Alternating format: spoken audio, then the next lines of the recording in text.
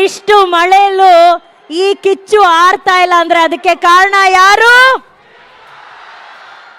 ಅವ್ರ ಮಾತು ಕೇಳಕ್ ರೆಡಿನಾ ಸರ್? ಇಷ್ಟು ಮಳೆಯಲ್ಲೂ ಅವ್ರ ಕಿಚ್ಚು ಒಂಚೂರು ಕಮ್ಮಿ ಆಗಿಲ್ಲ. ಅದು ನಿಮ್ಮ ಅಭಿಮಾನಿಗಳ ಬಗ್ಗೆ ಸರ್. ಎಲ್ಲರೂ ಹೇಗಿದ್ದೀರಿ? ದಯವಿಟ್ಟು ಕ್ಷಮಿಸ್ಬಿಡಿ, ನಾವಿಲ್ಲಿ ನಿಂತಿದ್ದೀವಿ. ಬಟ್ ಪರವಾಗಿಲ್ಲಪ್ಪ, ನಾವು ಸ್ವಲ್ಪ ಒದ್ದೆ ಆಗೋಣ ಬರುತ್ತೆ. ಮನೆ ಬಿಡಿ, ಕ್ಷಮೆ ಇರಲಿ. ಈ ಮಳೆಗೇನು ಮಾಡೋಕ್ಕಾಗಿಲ್ಲ. ಬಟ್ ಆದರೂ ಮಳೆಯಲ್ಲಿ ನೀವೆಲ್ಲ ನಿಂತಿದ್ದೀರಲ್ಲ, thank you, I love you, thank you.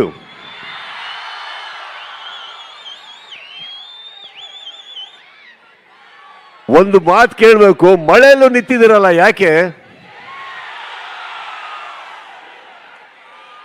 ಬೆಂಗಳೂರಿಂದ ಹೊರಡಬೇಕಾದ್ರೆ ನಲ್ಪಾಡವರು ನಾವು ಬರಬೇಕಾದ್ರೆ ಹಾಗೂ ಒಂದು ಡೌಟು.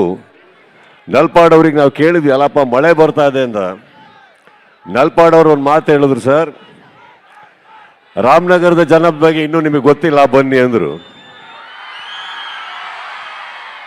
ಥ್ಯಾಂಕ್ ಯು ಹೇಳ್ತಾ ಇಕ್ಬಾಲ್ ಸಾಹೇಬರಿಗೆ, ಡಿ ಕೆ ಸಾಹೇಬರಿಗೆ, ಡಿ ಕೆ ಸುರೇಶ್ ಸಾಹೇಬರಿಗೆ ಹಾಗೂ ನನ್ನ ಗೆಳೆಯ ನಲ್ಪಾಡಿಗೆ ನಾನು ಧನ್ಯವಾದಗಳನ್ನ ಹೇಳಬೇಕು. ಇವತ್ತು ಇಲ್ಲಿ ಬರೋದಕ್ಕೆ ಮುಖ್ಯವಾಗಿ ಈ ವ್ಯಕ್ತಿ ಕಾರಣ, ಹಾಗೆ ನನ್ನ ಗೆಳೆಯರಾದಂಥ ಇಕ್ಬಾಲ್ ಅವ್ರ ಕಾರಣ. ಈ ಚಾಮುಂಡೇಶ್ವರಿ ಕರ್ಗ ಒಂದು ರೀತಿಯಲ್ಲಿ ಮೈಸೂರಿನ ದಸರಾ ಹಬ್ಬ ಎಷ್ಟು ದೊಡ್ಡದು ಅಷ್ಟೇ ದೊಡ್ಡದಾಗಿ ಇಲ್ಲಿ ಆಚರಿಸ್ಕೊಂಬಂದಂಥ ಇವರಿಗೆ ಅದನ್ನು ಅಷ್ಟೇ ದೊಡ್ಡದಾಗಿ ಮಾಡಿರೋ ನಿಮ್ಮೆಲ್ಲರಿಗೂ ಮೊದಲನೇದಾಗಿ ಹ್ಯಾಟ್ಸ್ ಆಫ್ ಹೇಳಬೇಕು. ಅದ್ಭುತವಾಗಿ ಏರ್ಪಡಿಸಿದ್ದೀರಿ ಸರ್, ಥ್ಯಾಂಕ್ ಯು. ಇದ್ರ ಮೇಲೆ ನಾನು ರಾಜಕೀಯವಾಗಿ ಮಾತಾಡಕ್ಕೆ ಬರೋಲ್ಲ. ಎಲ್ಲರೂ ಚೆನ್ನಾಗಿರಿ. ಏನು ಫಂಕ್ಷನ್ ನಡೀತಾ ಇದೆ, ಇನ್ನಷ್ಟು ಬಹಳ ಕಲಾವಿದರೆಲ್ಲ ಬರೋರಿದ್ದಾರೆ. ಎಲ್ಲರ ಮೇಲೆ ನಿಮ್ಮ ಪ್ರೀತಿ ಇರಲಿ, ಕನ್ನಡದ ಮೇಲೆ ನಿಮಗೆ ಪ್ರೀತಿ ಇರಲಿ ಅಂತ ಸಾಹೇಬರಿಗೆ ಕರೆಸಿದ್ದಕ್ಕೆ ಎಲ್ಲರಿಗೂ thank you. Thank you Anu, thank you so much. Sir, ಕಳೆದ ಬಾರಿ ನಾವು ಬಿಗ್ ಬಾಸ್ ಫಿನಾಲೆ ಅನೌನ್ಸ್ಮೆಂಟ್ ಕೂಡ ಇದೇ ರಾಮನಗರದಲ್ಲಿ ನಾವು ಮಾಡ್ಬೇಕಾದ್ರೆ ಇವೆಂಟ್ ಅಲ್ಲಿ ಹೇಳಿದ್ವಿ.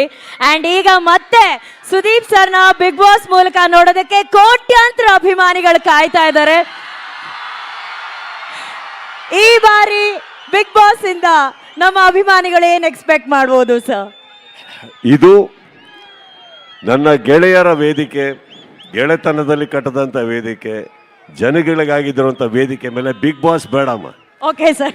ಏನಕ್ಕಂದ್ರೆ ಅದು ಎಲ್ಲಿ ನಡಿಬೇಕೋ, ಯಾವಾಗ ನಡಿಬೇಕೋ ನಡೀತಾನೆ ಇರುತ್ತೆ. ಇವ್ರು ಯಾವಾಗ ನೋಡ್ಬೇಕೋ ನೋಡ್ತಾನೆ ಇರ್ತಾನೆ, ಅದು ಬೆಳಿತಾನೆ ಇರುತ್ತೆ. ಅದಷ್ಟು ಪಡಿ ಚೆನ್ನಾಗಿರ್ಲಿ. Thank you. ಅಂಡ್ ಸರ್, ನೀವು ಹೇಳಿದ್ರಿ ಇದು ಗೆಳೆತನದ ವೇದಿಕೆ ಅಂತ. ನಿಮ್ಮ ಗೆಳೆಯ ನಳಪಾತ್ ಸರ್ ಕೂಡ